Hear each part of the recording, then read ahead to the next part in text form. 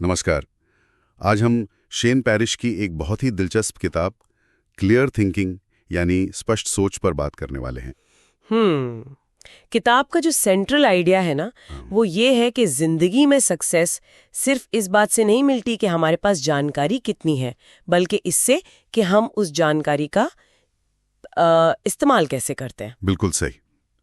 मतलब रोज हम कितने सारे छोटे छोटे फैसले लेते हैं ना। हाँ बिल्कुल। क्या बोलना है, क्या नहीं बोलना है, ऑनलाइन शॉपिंग कार्ट में क्या रखना है, क्या हटाना है, किसी बहस में कब चुप हो जाना, ये सब हमारी सोच पर ही तो टिका है। हाँ, और ये किताब यही सिखाने की कोशिश करती है कि हम अपनी सोच को अपने ही दुश्मन बनने से कैसे रोकें, कैसे हम साधारण पलों में बेहतर सोचकर कुछ असाधारण नतीजे हासिल कर सकते हैं। ये कैसे सोचें से ज्यादा इस बारे में है कि हमारी जो सोचने की क्षमता है ना, उसे वापस कैसे लाया जाए।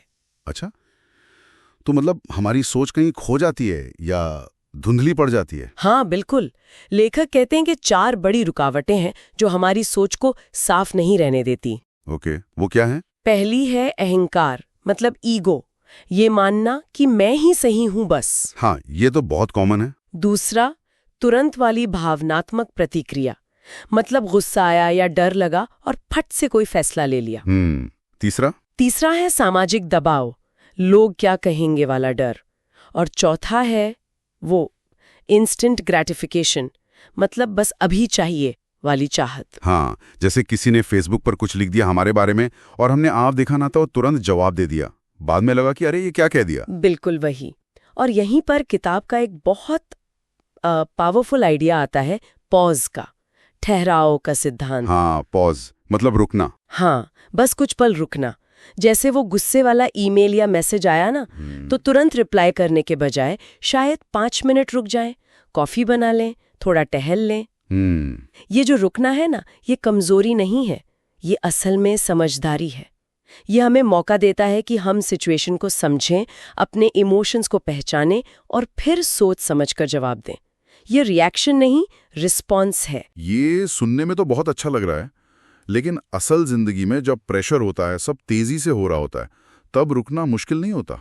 मुश्किल तो होता है, बिल्कुल होता है, लेकिन ये एक स्किल है, इसे सीखा जा सकता है अभ्यास से। छोटी शुरुआत करें, जैसे मीटिंग में कुछ बोलने से पहले मन में 3 तक गिन लें। अच्छा। या कोई बड़ा फैसला लेना है तो कहें कि चलो कल सुबह सोचूंगा इस पर।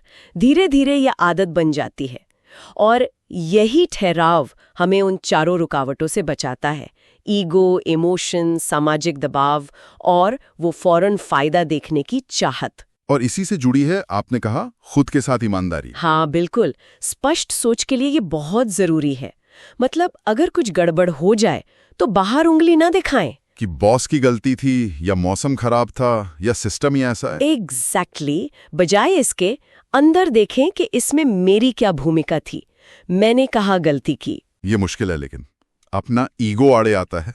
आता है, बिल्कुल आता है, पर जब तक हम अपनी गलती मानेंगे नहीं, सीखेंगे कैसे? जिम्मेदारी लेना ही सुधार का पहला कदम है। तो ये तो हुई खुद के प्रति ईमानदारी की बात, लेकिन सोचने के तरीकों को बेहतर कैसे बनाएं? हाँ, इसके लिए लेखक मेंटल मॉडल्स की बात करते हैं। ये शब्द सुनने में शायद थोड़ा भारी लगे। हाँ, पर असल में ये सोचने के अलग अलग नजरिए या औजार हैं। जैसे एक टूल बॉक्स में अलग अलग पाने पेचकस होते हैं ना। अच्छा, हाँ। वैसे ही अच्छे सोचने वालों के पास ये मेंटल मॉडल्स होते हैं। आप इन्हें अपनी थिंकिंग टूल किट कह सकते हैं। ओके, जैसे कि कोई उदाहरण? हाँ, किताब में कई हैं। जैसे एक है फर्स्ट प्रिंसिपल्स थिंकिंग। इसका मतलब है किसी भी प्रॉब्लम या आइडिया को बिल्कुल उसकी बुनियादी फंडामेंटल सच्चाई तक ले जाना, सब ऊपरी परतें हटाकर देखना कि असल मुद्दा क्या है। मतलब ऊपर ऊपर से नहीं, जड़ तक जाना। बिल्कुल। या फिर एक और है second order thinking. Second order thinking, ये क्या है? इसका मतलब है कि किसी भी फैसले का सिर्फ फौरी नतीजा, फर्स्ट ऑर्डर मत देखो, उसके दूर तक क्या असर होंगे, सेकंड ऑर्डर, वो भी सोचो। अच्छा, जैसे? मान लीजिए आपने सोचा कि चलो आज जंक फूड खा लेते हैं। फौरी नतीजा, फर्स्ट ऑर्डर, मजा आएगा, हाँ। टेस्टी लगेगा। हाँ। लेकिन सेकंड ऑर्डर नतीजा क्या हो सकता है? शायद कल पेट खराब हो, या लंबे समय में सेहत खराब हो, वजन बढ़े। तो स्पष्ट सोच वाला इंसान सेकंड ऑर्डर नतीजों को भी ध्यान में रखता है। ये तो रोजमर्रा की चीजों पर भी लागू होता है। और इन मॉडल्स का सही इस्तेमाल करने के लिए क्या चाहिए? स्पष्ट लक्ष्य, क्लियर गोल्स, अगर आपको पता ही नहीं कि जाना कहाँ है तो आप सही रास्ता कैसे चुनेंगे? सिर्फ ये कहना कि मुझे अमीर बनना है या मुझे फिट होना है, ये बहुत अस्पष्ट है। हाँ, सही बात है। इसकी बजाय लक्ष्य ऐसा हो, मुझे अगले 2 साल में 10 लाख रुपए बचाने हैं, या मुझे हफ्ते में 4 दिन जिम जाना है। जब लक्ष्य साफ होता है ना, तो फैसले लेना आसान हो जाता है। आप उन मेंटल मॉडल्स का इस्तेमाल करके सही रास्ते चुन सकते हैं। और फिर आती भावनाओं की बात, इमोशंस। किताब ये तो नहीं कहती होगी कि इमोशनल होना बुरा है। नहीं, बिल्कुल नहीं। भावनाएं तो हमें इंसान बनाती हैं, लेकिन किताब कहती है कि भावनाओं को समझो, उन्हें पहचानो, पर उनके बहकावे में आकर बड़े फैसले मत लो। मतलब इमोशंस को महसूस करो, पर कंट्रोल अपने हाथ में रखो। एग्जैक्टली। डर लगा, ठीक है, महसूस करो। गुस्सा आया, ठीक है, महसूस करो, पर उस डर में नौकरी मत छोड़ो या उस गुस्से में किसी को कुछ बुरा भला मत कहो।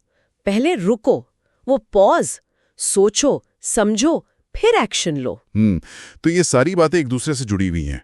ठहराव, ईमानदारी, सोचने के तरीके, स्पष्ट लक्ष्य और भावनाओं को समझना। बिल्कुल। तो कुल मिला के शेन पैरिश ये कह रहे हैं कि भाई देखो, स्पष्ट सोच कोई जादू नहीं है, न ये कोई पैदाइशी टैलेंट है। हाँ, ये एक स्किल है, एक कला है जिसे प्रैक्टिस से, मेहनत से कोई भी सीख सकता है, बेहतर बना सकता है। और शायद यही फर्क होता है एक कामयाब और एक नाकामयाब इंसान में, कौन कितनी स्पष्टता से सोच समझकर फैसले लेता है। हाँ, ये किताब असल में हमें कुछ नया सोचने का तरीका नहीं दे रही, बल्कि जो हमारी अपनी सोचने की शक्ति है ना, उसे वापस पाने में मदद कर रही है। खुद को बेहतर जानना, भावनाओं के बजाय समझदारी से काम लेना और हर फैसले में थोड़ी और क्लैरिटी लाना। बिल्कुल।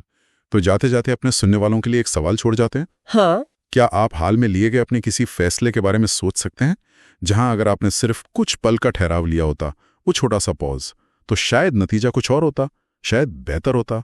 सोचिएगा जरूर।